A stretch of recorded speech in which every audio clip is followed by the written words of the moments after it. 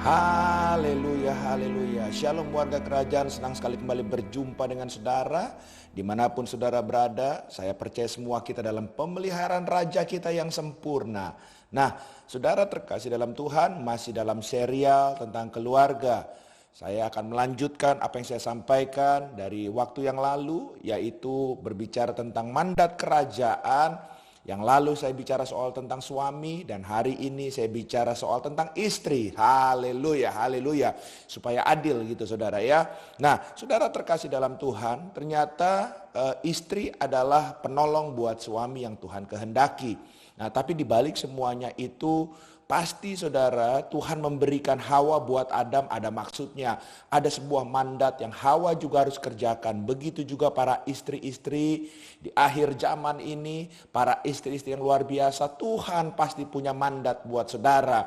Nah, bagaimana kita mengerti soal mandat kerajaan buat para istri? Mari kita lihat sama-sama. Untuk hal yang pertama saya ambil dari Efesus pasal yang kelima, ayat yang ke-22, dan kita lompat ke ayat yang ke-24. Demikian firman Tuhan. Ayat 22, hai istri, tunduklah kepada suamimu seperti kepada Tuhan. Ayat 24, karena itu sebagaimana jemaat tunduk kepada Kristus, demikian jugalah istri kepada suami dalam segala sesuatu. Haleluya, haleluya. Saudara terkasih dalam Tuhan, jadi mandat kerajaan untuk seorang istri yang pertama-tama dan harus dikerjakan oleh para istri, yaitu istri harus belajar tunduk kepada suami. Haleluya. Ya, ini enggak mudah saudara terkasih dalam Tuhan. Yang namanya penundukan diri itu tidak mudah, apalagi bagi kita para istri yang mungkin pendidikannya lebih tinggi, latar belakang keluarganya mungkin punya status ekonomi dulunya, status sosial yang lebih tinggi. Bahkan kalau kita sekarang jadi profesional, kita punya pekerjaan yang statusnya, jabatannya sangat tinggi, lebih tinggi dari suami kita. Saudara, tapi Alkitab firman Tuhan berkata, mandat kerajaan yang pertama, apapun posisi yang Tuhan percayakan buat kita para istri, dengarkan baik-baik, kita harus belajar tunduk kepada suami kita.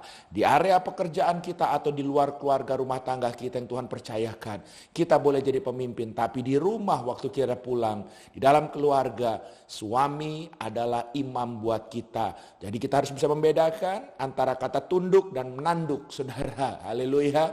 Ya, karena kalau kita nggak bisa hati-hati, di sini kita nggak bisa berperan seperti apa yang Tuhan inginkan.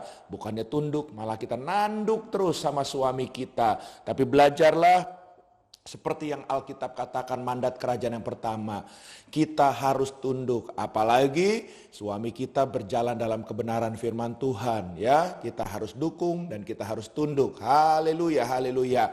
Hal yang kedua yang saya ingin sampaikan kepada saudara, dalam 1 Petrus pasal yang ketiga, ayat yang pertama sampai dengan yang ke-6, di sini dikatakan, demikian juga kamu, hai istri-istri, tunduklah kepada suamimu, supaya jika ada di antara mereka yang tidak taat kepada firman, mereka juga tanpa perkataan dimenangkan oleh kelakuan istrinya. Jika mereka melihat bagaimana murni dan salehnya hidup istri mereka itu, perhiasanmu janganlah secara lahiriah, yaitu dengan mengepang-ngepang rambut, memakai perhiasan emas atau dengan mengenakan pakaian yang indah-indah. Tetapi perhiasanmu ialah manusia batinia yang tersembunyi dengan perhiasan yang tidak binasa, yang berasal dari roh yang lemah lembut dan tentram, yang sangat berharga di mata Allah. Sebab demikianlah caranya perempuan-perempuan kudus dahulu berdandan, yaitu perempuan-perempuan yang menaruh pengharapannya kepada Allah, mereka tunduk kepada suaminya. Sama seperti Sarah taat kepada Abraham dan menamai dia tuannya. Dan kamu adalah anak-anaknya jika kamu berbuat baik dan tidak takut akan ancaman. Haleluya. Jadi saudara, dari kebenaran firman Tuhan ini, kita belajar bahwa seorang istri ya bukan hanya cantik luarnya saja saudara, tapi harus cantik dalamnya saudara.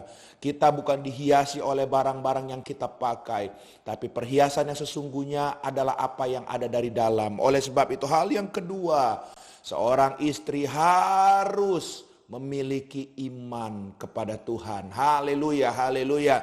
Jadi kita jangan bilang bahwa yang penting kan Pak, kepala itu adalah suami, biar suami saja yang maju. Hei, dengarkan baik-baik. Istri juga harus maju di dalam Tuhan, harus punya iman. Sehingga pada saat suami kita lemah, pada saat suami kita goyah, istri kita akan menolong, membangkitkan imannya kembali. Haleluya. Dan bahkan firman Tuhan berkata, saudara terkasih dalam Tuhan, bahwa ya sekalipun mungkin suami kita sedang berjalan tidak dalam kebenaran, tapi waktu istri kita punya iman yang kuat, dari kelakuan kita, dari kehidupan kita, suami kita bisa bawa kembali kepada Tuhan. Oleh sebab itu, maka para istri, bangkitkan imanmu kepada Tuhan, percayalah kepada Tuhan, dan biarlah kita berjalan membangun rumah tangga, menolong suami kita juga dengan iman percaya kita kepada Tuhan. Haleluya. Yang terakhir, saudara, mandat kerajaan yang ketiga buat para istri. Saya ambil dari Amsal pasal 31, ini cukup panjang, nanti saudara boleh baca di tempat masing-masing. Dimulai dari ayat yang ke-10 sampai dengan yang ke-31.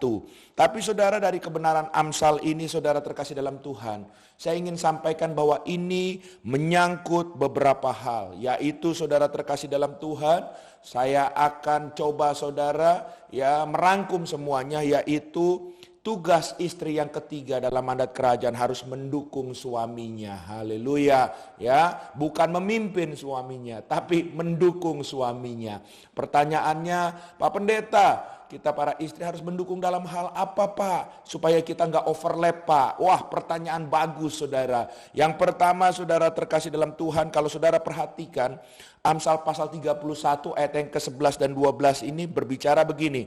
Hati suaminya percaya kepadanya, suaminya tidak akan kekurangan keuntungan. Ia berbuat baik kepada suaminya dan tidak berbuat jahat sepanjang umurnya.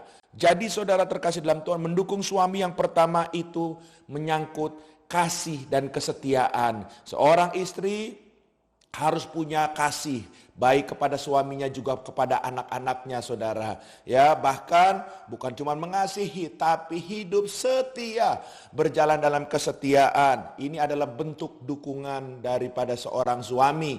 Jangan seorang suami sedang bekerja tapi pikiran di rumah karena dia tahu istrinya tidak setia. Pikirannya kemana-mana, curiga dan lain sebagainya. Tapi seorang istri yang takut akan Tuhan, yang mengasihi suaminya dengan segenap hatinya dan hidup setia. Suaminya meninggalkan istrinya pun pada saat dia mencari nafkah, mencari pekerjaan, semuanya akan ada damai sejahtera sampai dia kembali lagi pulang ke rumah berkumpul bersama dengan istri dan anaknya. Haleluya. Lalu saudara terkasih dalam Tuhan, yang kedua kita lihat saudara, ya mendukung suami di sini bicara soal, kalau saudara baca ayat yang ke-13 sampai dengan yang ke-19 itu tentang pengaturan rumah tangga. Istri yang baik harus bisa menolong suami, mendukungnya dengan bisa mengatur rumah tangganya, ya.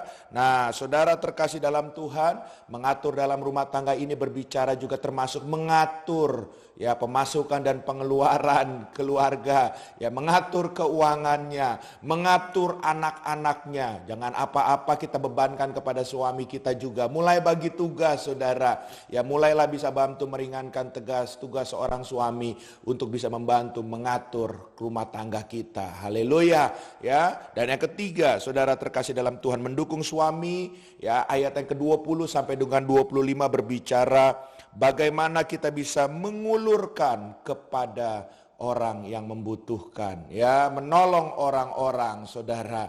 Dan ini juga adalah tugas seorang istri, bagaimana seorang istri harus bisa saudara membagi-bagi segala sesuatu dengan adil, dalam arti untuk menolong orang-orang yang ada di luar keluarga kita. Puji Tuhan, sebab kalau seorang suami sudah memfokusnya ke keluarga dan istri juga fokusnya ke keluarga, kita akan jadi keluarga yang egois. Tapi belajarlah di tengah-tengah kehidupan keluarga kita juga menolong suami. Apa yang perlu dibantu dari kehidupan orang-orang di sekitar kita, kita tetap jadi berkat. Puji nama Tuhan, Tuhan memberkati kita semua. saya akan berdoa buat saudara. Tuhan, terima kasih buat wanita-wanita kerajaan Allah yang luar biasa. Hamba berdoa biarlah mandat kerajaan buat para wanita ini akan terjadi dalam nama Yesus. Kami percaya kami akan menjadi para istri yang tetap tunduk kepada suami kami yang telah Tuhan percayakan sebagai imam dalam rumah tangga kami. Bahkan kami pun para istri akan terus bertekun di dalam Tuhan sehingga memiliki iman yang kuat. Dan apapun situasi dan kondisi yang terjadi dalam keluarga kami tetap akan mendukung suami kami untuk masuk dalam destiny Tuhan juga. Terima kasih Tuhan, terima kasih. Dalam nama Yesus kami telah berdoa dan bersyukur kepada Tuhan. Haleluya. Amin.